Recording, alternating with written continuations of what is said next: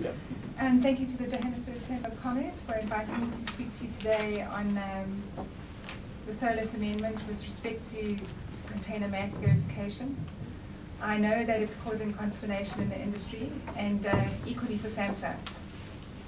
So today I hope to answer some of your questions with regard, well, from a regulatory perspective. South Africa is a signatory to the Solas Convention, and the amendment came as a result of the misdeclaration of container weights, which have caused vessel casualties and have also placed the lives of ship's crew and stevedores at risk. The Solas amendment states that prior to loading cargo units on board ships, the shipper shall ensure that the gross mass of such units is in accordance with the mass declared on the shipping documents. Interestingly, South Africa has domestic legislation in place, the Merchant Shipping Carriage of Cargoes 2004, which states that in preparing cargo units for carriage by ships, the shipper, or the forwarder as the case may be, must ensure that the gross mass of the units is in accordance with the gross mass declared in the shipping documents. So both the Solas Amendment and the Merchant Shipping Carriage of Cargo regulations places the responsibility for providing the verified gross mass of a packed container on the shipper. And the shipper is the legal entity or person stated on the bill of lading. In 2014, the International Maritime Organisation, or IMO, approved guidelines regarding the verification of the gross mass of packed containers. The purpose of the guideline is to standardize the implementation of the Solas Amendment, and it advocates two principles. The shipper is responsible for providing the verified gross mass of a packed container, and a packed container should not be loaded on board a ship to which the Solas Convention applies unless the master or his representative and the terminal representative have obtained in advance of the vessel loading the verified actual gross weight. So in order to communicate the requirements of the Solas Amendment, Samsa have issued several marine notices. These are advisory notices to industry, and we've also held several workshops around the country, the last one which was held in Nocha last week Friday. The second round of workshops was intended to highlight how third parties could apply to Samsa to be appointed to approve shippers using Method 2 to verify the gross mass of packed containers. And it was also meant to give advice or guidance to shippers using Method 2 on what they need to have in place to be approved. Although I've been asked specifically to provide progress with respect to appointing third parties, I understand that there is still some confusion with regards to the role of the third party and how they can apply to SAMSA, the methods of verification, and weighing equipment. And I'd like today to take the opportunity to provide clarity on these issues. So with respect to the verification methods, the IMO guideline provides for two methods of verifying the gross mass of a container. Method 1 is weighing the entire packed and sealed container. This method does not require that the shipper must be approved by SAMSA, nor does it require that SAMSA approve or accredit the weighing equipment.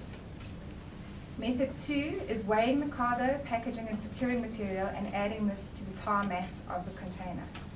This method requires that the shipper obtains approval from SAMSA. The IMO guidelines state the following. The method used for weighing the container's contents under Method 2 is subject to certification and approval as determined by the competent authority of the state in which the packing and sealing of the containers was completed. In South Africa, SAMSA are the competent authority. With respect to weighing equipment, all weighing equipment must adhere to the requirements of the Legal Metrology Act and regulations. These are governed by the National Regulator for Compulsory Specifications. So regardless of whether Method 1 or Method 2 is used, the weighing equipment needs to comply to these requirements. So some of the mandatory requirements for weighing the equipment are as follows. It must have a verification certificate, which is endorsed with a type approval number. The weighing equipment must be verified periodically in accordance with the regulations pertaining to the type of weighing equipment being used. And verification laboratories who may be suppliers or manufacturers of the weighing equipment must be accredited by SANAS. Shippers using method 1 should have this information available at all times in the event that Samsa require it during an investigation for non-conforming containers, or in fact if we conduct ad hoc inspections as part of our enforcement program. Shippers using method 2 will be required to have this information in any event because it will be required in the approval process. Just with respect to approval of shippers using method 2, Samsa have always been honest with industry with respect to approving shippers using method 2. We simply do not have the manpower to approve every shipper using method 2 in South Africa, and we've opted to appoint third parties who will act on our behalf to approve shippers using this method. This has been communicated through marine notices and at every roadshow that we've held. Marine Notice 25 of 2015 contains the application form for companies interested in being appointed as third parties to approve shippers using method 2, and it can be found on our website. Briefly, the approval process for shippers using method 2 is as follows. Samsa will appoint a third party to act on its behalf and who will approve the shipper using method 2 to verify the gross mass of containers. The third party will conduct an assessment of the shipper's quality management system pertaining to the verification of the gross mass of the packed containers, and this will include on-site inspections. It will also include the assessment of any subcontractors the shipper uses to pack and weigh containers. On the successful completion of the assessment, the third party will issue the shipper with a certificate of approval. This is valid for 5 years and is subject to inspections. The certificate of approval will be endorsed with the Samsa accreditation number, and this number will be obtained from Samsa, so Samsa will control the database of approved shippers. With respect to costs, there are costs for Samsa to approve for third-party applications, and there will be costs for Samsa approved third parties to approve shippers. Samsa have chosen not to get involved in this due to the complexity of various shippers' operations. So in terms of appointing third parties, to date, Samsa have received 2 applications from companies interested in being appointed as third parties.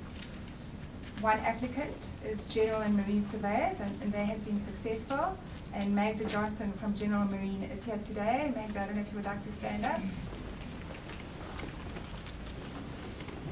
They've been appointed as our first third party. Quite excited about that, and if you'd like to speak to her afterwards, I'm sure she'll be available. I'm still currently assessing the second applications. So subsequent to the second round of roadshows that were recently held, several companies have expressed interest in being appointed as third parties, and I cannot express enough the urgency for companies to apply to Samsa to be appointed as third parties. And as we appoint them, we will update you via marine notice. Then there were some other frequently asked questions that I'd like to also address. Good, yeah.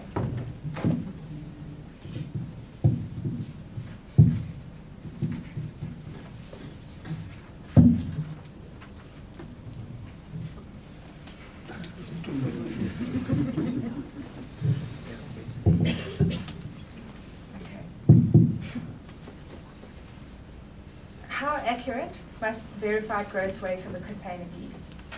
At this point, Solas does not provide for a margin of error.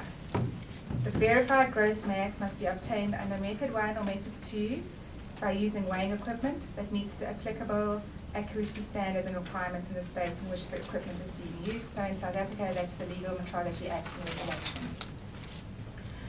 How must the verified gross mass be declared? It must be declared in a shipping document, as part of the shipping instructions to the shipping company, or it can be in a separate communication and a certificate declaring the individual container's verified gross weight or mass. It must highlight the verified gross mass. It should be signed by the person authorized by the shipper, and it can be sent electronically or as a hard copy. So I hope this answers some of your questions, and should you still have queries regarding the appointment of third parties to approve shippers using method 2, I'm happy to take the questions. And in closing, a gentle reminder that this is not a new requirement. accurately declaring the gross mass of containers will save lives and prevent the loss of property and damage at sea.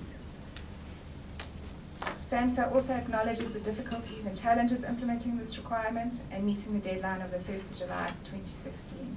And we will assist industry as far as possible with implementing the requirements and meeting the deadlines. Thank you.